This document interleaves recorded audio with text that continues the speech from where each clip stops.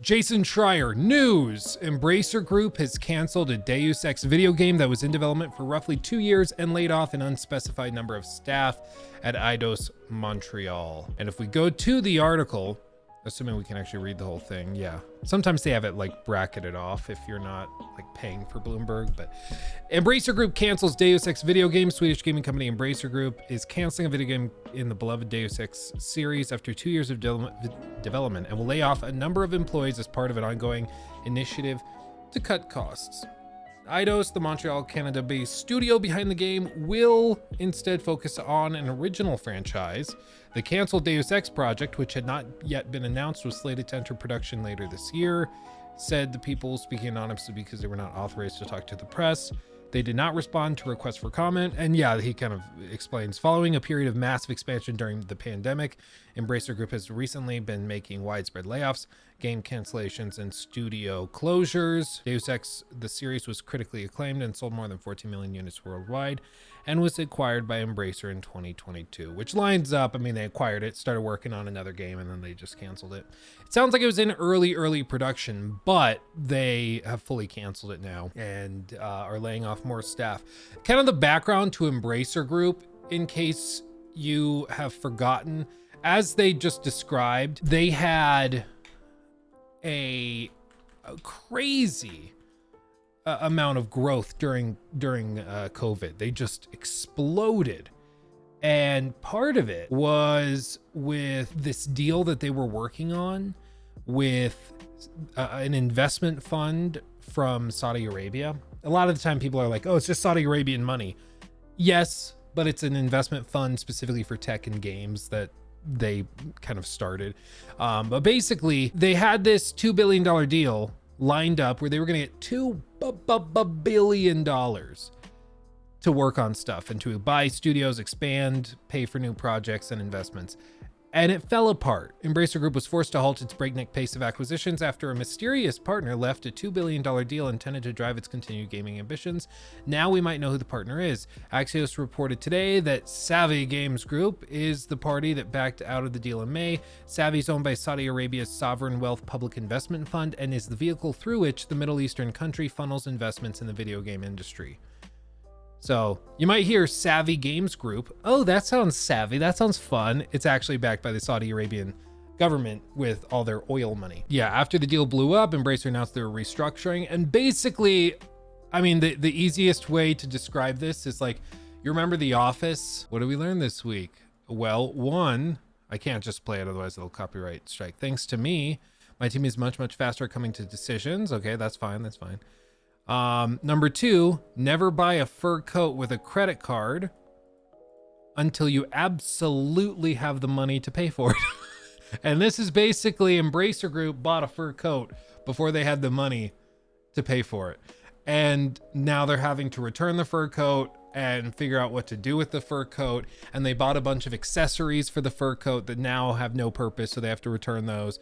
And everybody's like, why are you getting rid of the fur coat? The fur coat did nothing wrong. They're like, well, we know, but we shouldn't have gotten it. That was our bad. We just really thought we were going to have the money to pay for the fur coat, and now we don't.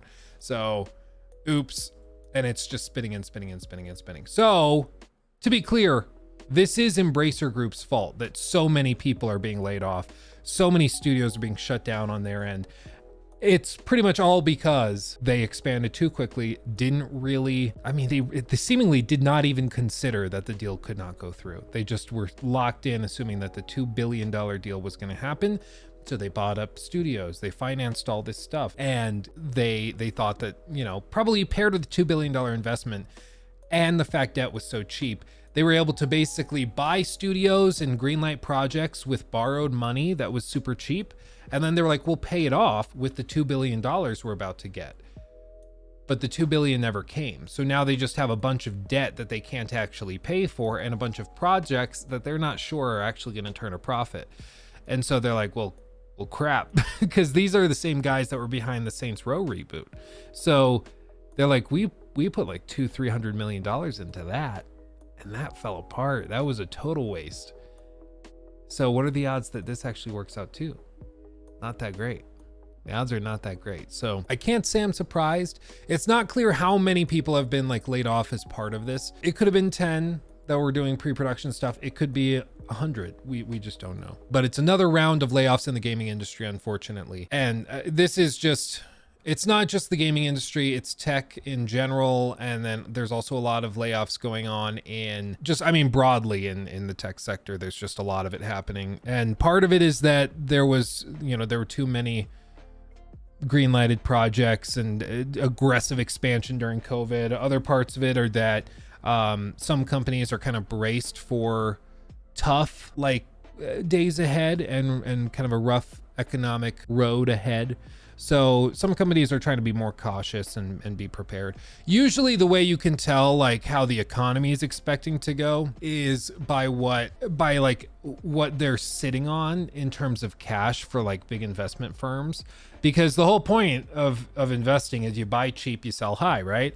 So if you see like multi-billionaire investors that have their ear to the ground and know, you know, they got fingers on the pulse of the economy. And if there were information suggesting one way or the other which way the economy was going to go, they would probably know it. If they're sitting on a bunch of cash, it means that they're ready to buy when things drop in price and the market starts to crash a little bit more. Because they're going to be ready to just gobble it all up. Well, somebody like Warren Buffett, his firm, Berkshire Hathaway, is sitting on $157 at least billion in cash. So he's ready to gobble up whatever stocks or companies start to get really weak that he thinks are really firm and valid companies, but just are in a tough position in terms of their stock price. So it seems like Embracer is probably aware of the same stuff. They're kind of trying to brace, because when the economy gets crappy, usually the first stuff to kind of suffer in terms of like the market are like creature comforts. People stop eating out a lot. People maybe cut their Starbucks addiction.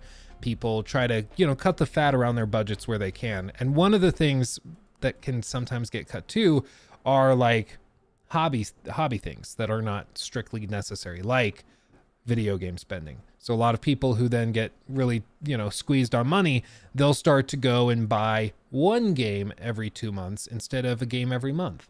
Or they'll stop buying all those microtransactions and skins, and they'll calm down on all of it. So they're kind of anticipating maybe these things get a little rougher. And I think that that's part of the reason you're seeing a lot of these huge projects get reworked and reevaluated, just simply because it's like $300 million projects that probably don't break even are not viable. Shocker.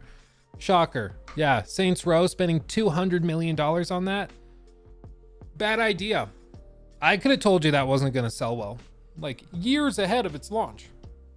I could have warned them. You guys could have warned them, because the gaming community all knew. We saw it within 10 seconds. You know, this ain't going to work, fam.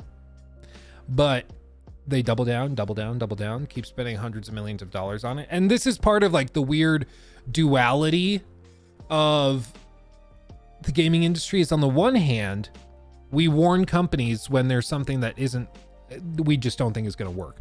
Like we see games like, you know, some of these live service titles, like a Suicide Squad or Saints Row, which is a single player game, but still the Saints Row reboot, or Forspoken. And we're like, yeah, this is going to flop. And we tell them that, but they still shove it out the door, and then it flops. And they're like, what happened?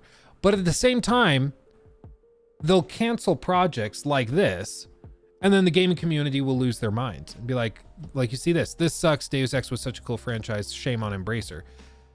Maybe it was that this was going to be another over monetized cringe reboot, and they just decided to pull the plug because they're like, it's not going to work out anyways.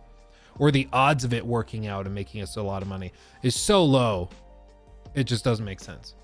So they cancel it. Like, it's one of my pet peeves is that people assume if a game was canceled, the company canceling it is canceling like an amazing project that would have been great. And you don't know that. You know, believe it or not, there's a lot of games that get canceled that probably should have been canceled, because sometimes games just aren't working and fail, like just aren't working. So it's, I think, a dangerous assumption. He took my thing. Red flag, red